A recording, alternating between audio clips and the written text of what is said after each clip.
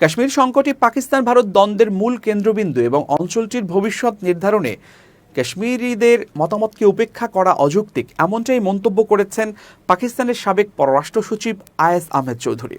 জিও পাকিস্তানকে দেয়া এক সাক্ষাৎকারে তিনি বলেন, জম্মু ও কাশ্মীরের 93% মানুষ মুসলিম, কিন্তু 1947 সালের গভীর ষড়যন্ত্রের মাধ্যমে এই অঞ্চল পাকিস্তানের কাছ থেকে ছিনিয়ে নেওয়া হয়। তার মতে, সাম্প্রতিক ভারত পাকিস্তান উত্তেজনা আবারও প্রমাণ করেছে কাশ্মীর সমস্যার সমাধান ছাড়া দক্ষিণ এশিয়ার স্থায়ী শান্তি সম্ভব নয়। তিনি জোর দিয়ে বলেন, ভারতের উচিত বুঝে নেওয়া যে কাশ্মীরিরা তাদের সঙ্গে থাকতে চায় না, তাদের দমন নীতি সংঘাতকে দীর্ঘমেয়াদী করেছে।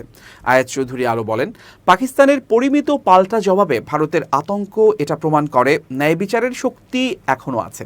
তার মতে, ভারত যত দ্রুত বাস্তবতা মেনে আলোচনা শুরু করবে ততই উভয় দেশের মঙ্গল। কাশ্মীরের বর্তমান পরিস্থিতি সম্পর্কে মানবাধিকার সংগঠনগুলো বলছে, 2019 সালের ভারতের সংবিধান থেকে 370 অনুচ্ছেদ বাতিলের পর থেকেই অঞ্চলটিতে স্বায়ত্তশাসন বিলুপ্ত এবং রাজনৈতিক অধিকার খর্ব হয়েছে। সেই সময় হাজারো রাজনীতিককে গ্রেপ্তার করা হয়, ইন্টারনেট বন্ধ থাকে মাসের পর মাস এবং কড়া সামরিক উপস্থিতি অব্যাহত থাকে। মানবাধিকার কর্মীরা অভিযোগ করেছেন, কাশ্মীরে মানুষের বাক স্বাধীনতা, মত প্রকাশের অধিকার এবং রাজনৈতিক কর্মসূচিতে অংশগ্রহণের সুযোগ সীমিত হয়ে পড়েছে।